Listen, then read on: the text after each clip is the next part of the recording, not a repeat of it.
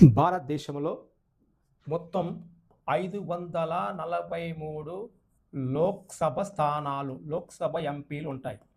ఆ 543 లోక్సభ స్థానాలని రాష్ట్రాలకి, కేంద్రపాలిత ప్రాంతాలకు కేటాయిస్తే మొదటిగా జమ్మూ కాశ్మీర్ రాష్ట్రానికి ఉన్న లోక్సభ స్థానాలు 5, లడఖ్ కేంద్రపాలిత ప్రాంతానికి, జమ్మూ కాశ్మీర్ కేంద్రపాలిత ప్రాంతానికి 5 ఉన్నవి లోక్సభ స్థానాలు.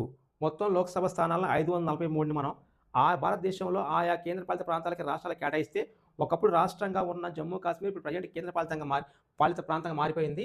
ఇక దీని తర్వాత హిమాచల్ ప్రదేశ్కి 4 లోక్సభ స్థానాలు, ఉత్తరాఖండ్ రాష్ట్రానికి 5 ఎంపీలు. నెక్స్ట్ పంజాబ్ రాష్ట్రానికి ఉన్న లోక్సభ స్థానాల సంఖ్య 13. హిమాచల్ ప్రదేశ్కి ఉన్న లోక్సభ స్థానాలు 4 చెప్పుకున్నాం. నెక్స్ట్ ఉత్తరాఖండ్, ఇది జమ్మూ కాశ్మీర్ రాష్ట్రము, ఇది లడఖ్ ప్రాంతము, ఇది హిమాచల్ ప్రదేశ్ 4, ఉత్తరాఖండ్ రాష్ట్రము, పంజాబ్ రాష్ట్రము, హర్యానాకి 10 లోక్సభ స్థానాలు ఉంటాయి. చండీగఢ్ అనే కేంద్రపాలిత ప్రాంతానికి 1 లోక్సభ స్థానము. కేంద్రపాలిత ప్రాంతాలకి దాదాపుగా ఈ ఢిల్లీ మరియు జమ్మూ కాశ్మీర్, దాద్రా నగర్ హవేలీ తప్ప మిగతా వాటికి అన్నీ ఒక్కొక్కటే ఉంటుంది. నెక్స్ట్ ఢిల్లీ కేంద్రపాలిత ప్రాంతానికి ఉన్న లోక్సభ స్థానాలు, ఢిల్లీకి 7 లోక్సభ స్థానాలు ఉంటాయి. నెక్స్ట్ భారతదేశంలో అత్యధికంగా లోక్సభ స్థానాలని కలిగింది ఉత్తరప్రదేశ్, 80 లోక్సభ స్థానాలు ఉంటాయి. దీని తర్వాత దీనిలో సగము 40 లోక్సభ స్థానాలని కలిగింది బీహార్ లోక్సభ స్థానాల సంఖ్య 40.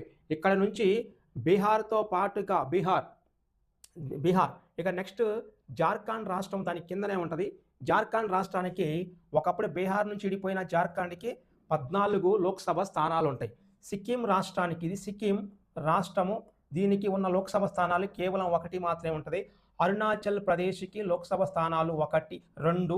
నెక్స్ట్ నాగాలాండ్కి 1 లోక్సభ స్థానము, మణిపూర్కి లోక్సభ స్థానాలు 2, మిజోరం లోక్సభ స్థానాలు 1, త్రిపుర లోక్సభ స్థానాలు 2. నెక్స్ట్ మేఘాలయ లోక్సభ స్థానాలు 2, పశ్చిమ బెంగాల్ లోక్సభ స్థానాలు, వెస్ట్ బెంగాల్ లోక్సభ స్థానాలు సంఖ్య 42. ఇక 42 అంటే 42లో మళ్ళీ సగము ఒరిస్సా రాష్ట్రానికి 21 కేటాయించారు.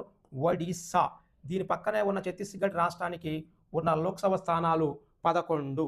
ఈ 11 లోక్సభ స్థానాలు, ఇది 42, 21, 11 ఆ విధంగా కేటాయించబడింది.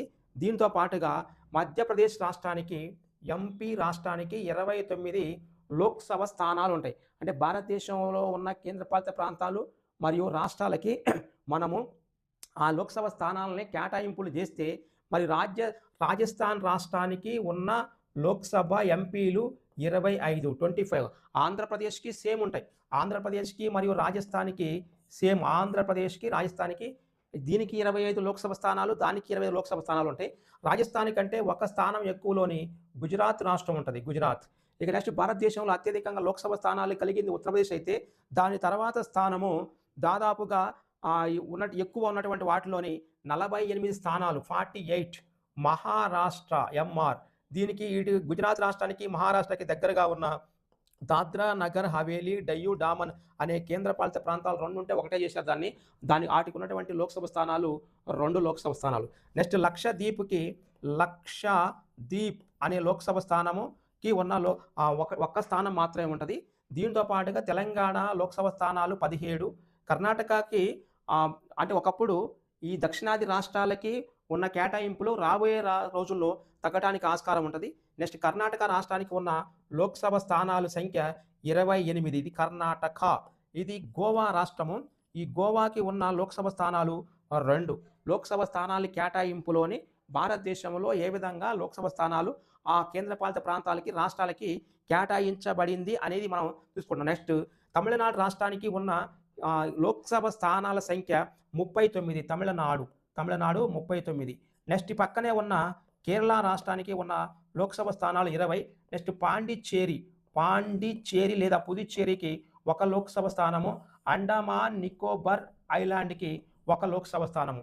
వీటి అన్నిటిని కలిపితే భారతదేశంలో 543 లోక్సభ స్థానాలు కేటాయింపు జరిగినట్లు లెక్క. ఇది అత్యధికంగా ఉత్తరప్రదేశ్కి 80 లోక్సభ స్థానాలు ఉంటాయి.